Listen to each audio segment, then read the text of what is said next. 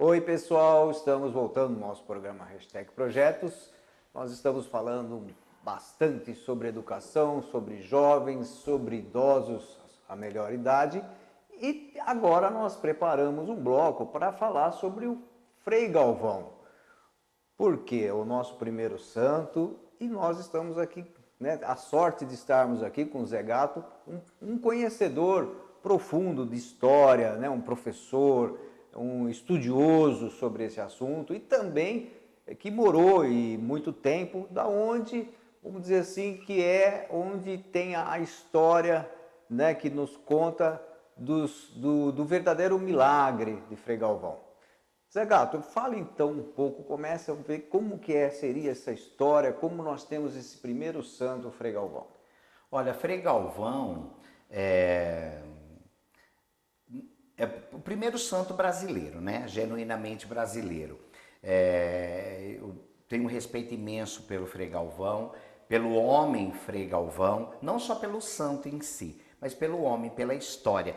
Tanto é que é uma história tão maravilhosa que o levou a ser beatificado, depois canonizado, né? Sendo elevado a ser santo recentemente, não faz tanto tempo assim. E nós, para quem não conhece Potunduva, Potunduva é um distrito do município de Jaú, estado de São Paulo, que eu convido você a vir um dia, conhecer, onde passa, nós temos a alegria de ter o rio Tietê, passando, margeando o distrito de Potunduva, não é? Que é um Tietê bem diferente do Tietê lá da cidade de São Paulo, porque muitos que estão assistindo, que conhecem São Paulo, que só conhecem São Paulo, ou diga, não conhece o nosso rio aqui, eles ficam maravilhados e chegam a perguntar, mas é mesmo o rio Tietê? E é o Tietê.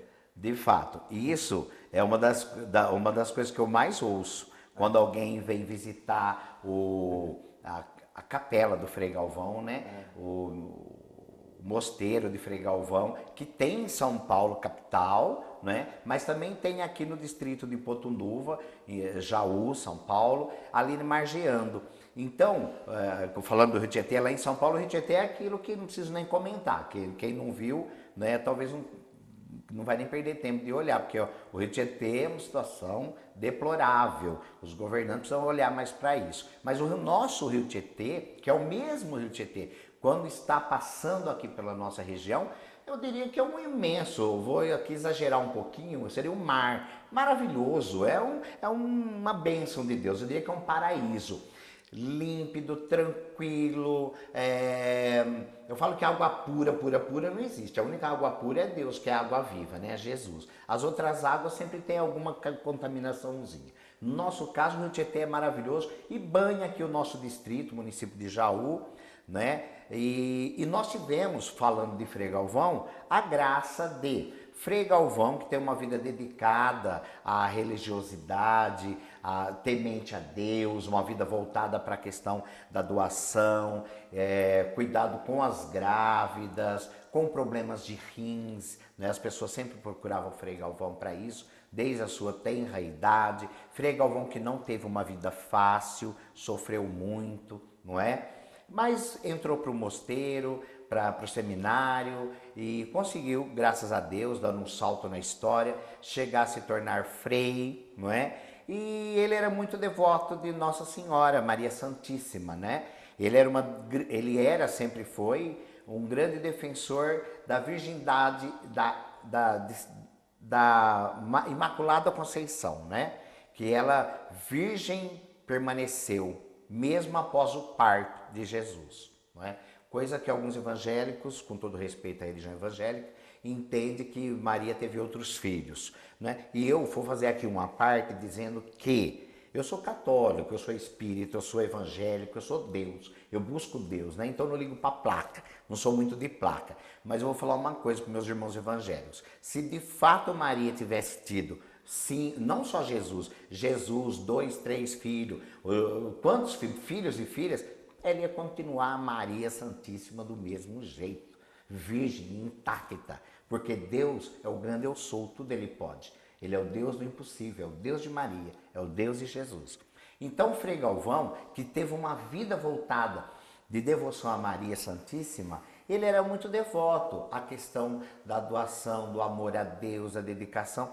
E Frei Galvão, na sua carreira religiosa, carreira entre aspas, na sua vida religiosa, quando ele estava já no Mosteiro da Luz em São Paulo, rezando missas, etc., naqueles tempos, né, isso eu estou falando em 1700 e pouco, 1800, Frei Galvão, se eu não me engano, nasceu em 1739, se eu não me engano, né? E morreu em 1800 e pouco, né? Não lembro certinho agora. Mas enfim, Frei Galvão nessa vida voltada para a religiosidade, muitos o procuravam. É tipo assim, uma pessoa precisa de uma ajuda, aqui num bairro qualquer de onde você mora. Ai, quem que me ajuda? Eu preciso de alguma coisa, procura fulano de tal. Lá com o Frei Galvão, todo mundo o procurava. E Frei Galvão foi muito conhecido. Numa das missas que Frei Galvão rezava, ele, ali com muitos devotos, muitos fiéis da Virgem Maria, né, cristãos, ali católicos, envolvidos nas missas, ele sempre realizava. Ocorre que, paralelamente à história de Frei Galvão, aqui no distrito de Potunduva, ainda, isso mais ou menos 1720, ao primeiro registro efetivo da passagem do homem branco, do homem civilizado, aqui pelas terras de Jaú, Rio Tietê. Em 1720 é um registro. Mas, de fato, registros acontecem com o advento das monções. Monções eram viagens que vinham de São Paulo, com destino a Mato Grosso, passando pelo Rio Tietê, que era estreito, não era represado, e fazia-se os seus meandros, tinha quedas d'água, a cachoeira era muito difícil para a navegação. Mas com batelões, que eram aqueles barcos enormes de madeira, né? Esses monçoeiros, que eram os rapazes, homens que faziam essas viagens. Por exemplo, uma pessoa vai daqui para Aparecida do Norte, é uma romaria. Alguém pega uma viagem, pega um ônibus, vai para a praia, é uma excursão. O monçoeiro, ele faz viagens de monções, que era com o objetivo de buscar ouro em Mato Grosso. E muitos queriam ir buscar. Essas viagens levavam meses para chegar de São Paulo a Mato Grosso, lá naquele século, né, em meados de finais de 1700, início de 1800. Né? E como a viagem era longa, tinha um capitão, o comandante, chamado Manuel Portes. Ele era o responsável e era muito respeitado. De linha dura ele era, uma pessoa tipo eu, gosta das coisas, é super legal, mas gosta das coisas certas. E o Manuel Portes era assim, num português bem claro. E os monçoeiros, às vezes tomavam uma coisinha outra, se alegrava demais, e ele pondo as pessoas na linha. A viagem era cansativa, aí Manuel Portes escolheu 2 lugares para parar. O primeiro lugar que eles escolheram para fazer uma parada para descansar, descer dos batelões, montar acampamento, foi aqui onde é Porto Feliz hoje. Na época era chamado de Porto de Araritaguaba. Depois descansavam, montavam de novo nos batelões e iam. Mas outro lugar que ele elencou foi aqui em Potunduva, distrito de Potunduva, Jaú. Na época não chamava Potunduva, era apenas um lugar onde eles gostaram do lugar e deram o nome de Potunduva. Ele falou, vamos parar nesse lugar, entendeu? Aí ali desceu, montaram um acampamento e ali começaram a pescar, etc. Nessa época, ali moravam os índios da tribo Caigangues. E esses índios, você sabe, a convivência do homem branco com o índio, infelizmente, sempre tinha uma questão meio capitalista. O índio não se adaptou a isso e acabou fugindo daquela região de Potunduva e o homem branco ficou ali um pouco, né, para descansar das viagens para Porto Feliz. Ocorre que antes deles fugirem, adentrarem a mata mais profundamente, os caigangues, eles chamavam aquele lugar de Potunduva. E na comunicação entre o homem branco e o índio, eles descobriram que Potunduva significa, na língua caigangue, significa lugar onde a vista se faz escura. Eu, às vezes, ficava meio assim, como professor e morador de Potunduva, filho do povo falava, nossa, dá uma impressão de preconceito, né? Por que a vista escura? Porque lá tem problema? Por quê? Não era isso. É assim, ó, como o rio Tietê não era represado, então ele tinha um leito estreito, ele era bem estreito. Como ele era estreito, as matas nativas eram frondosas, as copas das árvores se encontravam e não deixava a luz do sol entrar. Então ficava escuro. E sendo escuro, os rios ficavam mais cheios de peixe, mais piscosos. E aí os índios gostavam daquele lugar. Potunduva, lugar onde a vista se faz escura. E aí os índios gostavam de lá, os homens brancos, os monçoeiros de lá. Enfim, com a saída dos caigangues indo embora, alguns dos monçoeiros resolveram ficar em Potunduva, porque falou, olha, até eu ir para Porto Feliz buscar ouro, e já que faz 2 paradas, eu vou abrir a mata aqui, fazer uma coivara, que é a derrubada da mata, e plantar. Plantou milho, feijão, arroz, etc. Colhia e trocava, conforme as viagens passavam, eles trocavam ouro por alimento. Mas ele virou um Porto Potunduva. Até que um dos dias, e muitos meses, muitos anos de monções, um dos comandados do Manuel Portes, que era o líder, bebeu muito e Manuel Portes chamou a atenção dele. E ele não quis ser chamado a atenção, ele se chamava Apolinário. Ele foi chamado a atenção e, resumindo, ele quis se vingar de Manuel Portes. À noite, quando todo mundo estava descansando, aqui em Potunduva, na barranca do rio, não existia nada, só mata, não é? E o rio, e eles, no acampamento, ele apunhalou Manuel Portes pelas costas. E Manuel Portes era um homem religioso lá em São Paulo. E ele não queria morrer sem confissão. Todo mundo ficou apavorado, Apolinário o apunhalou e fugiu, né? Embrenhou-se na mata. Todo mundo, os monçoeiros chegaram e quiseram encontrá-lo, né? Salvá-lo. Mas onde que nós vamos achar um padre para fazer uma confissão uma hora dessa no meio do mato? De repente, com muita fé, Manuel Portes dizia, Virgem Maria, não morro sem confissão, mandai vir a mim um confessor. E eis que do meio do mato, naquela escuridão, surgiu uma luz maravilhosa. Isso é uma questão de fé, viu, gente? É fato, é verídico, mas é fé. Você que está me assistindo pode dizer assim, eu não acredito, direito seu. Mas é fato histórico comprovado. Entendeu? E aí, então, Frei Galvão apareceu escrito, Visconde de Taunay, né? Tanto é que virou essa santo. bilocação, ela teve alguma forma de... Com certeza. De comprovar. E o que acontece? Frei Galvão aparece para atender um pedido para dar extrema-unção a Manuel Portes. Ele chega em silêncio, faz gestos com a mão, as pessoas se afastam, reconhecem a pessoa de Frei Galvão senta, coloca a cabeça de Manuel Portes sobre sua cabeça, seu colo, e leva a boca ao ouvido de Manuel Portes e diz algo, como quem dando uma bênção.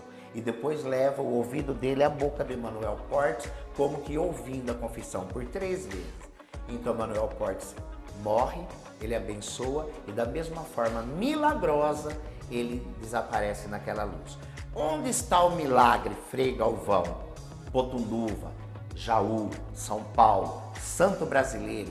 Turistas, venham conhecer o distrito de Potunduva, Jaú, venham conhecer o lugar do milagre, do fenômeno da bilocação, que é estar em 2 lugares ao mesmo tempo. Frei Galvão esteve. Como? Em 1700 e tanto, 1800 e pouco, no meio do mato apareceu um padre, do nada. O milagre estava em quê? No mesmo momento que Frei Galvão aparece. Aqui nas barrancas do Rio Tietê, no distrito de Potunduva, na época só Potunduva, não é? No meio do mato, no meio daqueles montes de monçoeiros, na mesma hora em São Paulo, no Mosteiro da Luz, Frei Galvão rezava uma missa. E ele sente um chamado profundo e ele diz, irmãos, sinto que alguém precisa de mim. Ajoelhemos, elevemos nosso pensamento a Deus.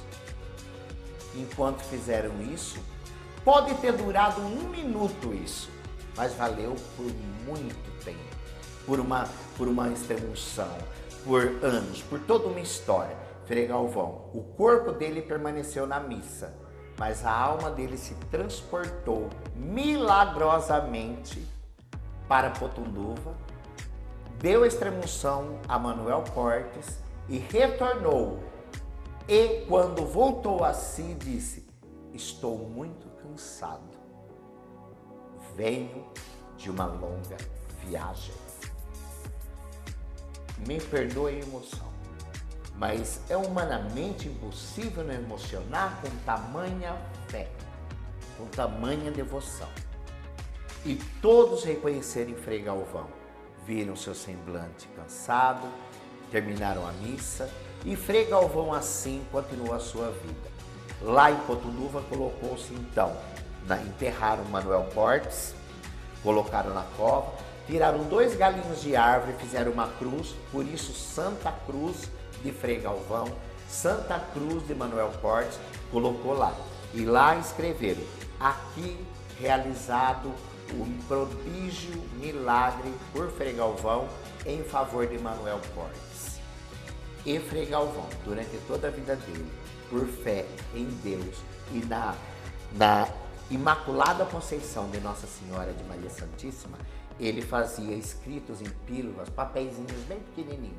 Ele escrevia lá bem pequenininho assim, ó, após o parto, virgem permanecestes. Enrolava e dava como remédio, e muita gente foi curada. Procure a novena de Frei Galvão no Mosteiro da Luz. Aqui mesmo no distrito de Cotunduva, já em São Paulo, temos lá a irmã Cláudia, que também entrega as pílulas de graça, nada pago, é tudo de graça.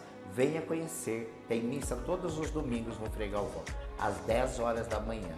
E Frei Galvão realizou e continua realizando milagres. Ele é o santo, para quem tem devoção, ele é o protetor das mulheres grávidas em gestação de risco e também Frei Galvão é o protetor das pessoas com doença renal. E papai, mamãe e minha irmã partiram com problema renal. Porém, nunca perderam a fé em Frei Galvão.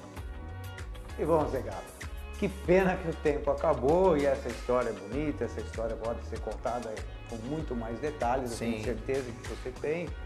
Poderia falar horas e horas sobre Frei Galvão, mas a gente agradece de ter já essas informações, de saber um pouco mais sobre o nosso santo Frei Galvão, sobre a nossa região, sobre o nosso Brasil, sobre essas forças divinas. Eu agradeço e que a gente possa até também ter outras oportunidades para poder conversar novamente. Eu quem agradeço, Júnior, você, toda a equipe, do Hashtag Projetos. Aproveito para dizer, sigam o Hashtag Projetos do Júnior, não é? E muito obrigado por ter tido a oportunidade de estar com vocês e aprender um pouco mais com vocês. Ok, e até um próximo programa, Hashtag Projetos.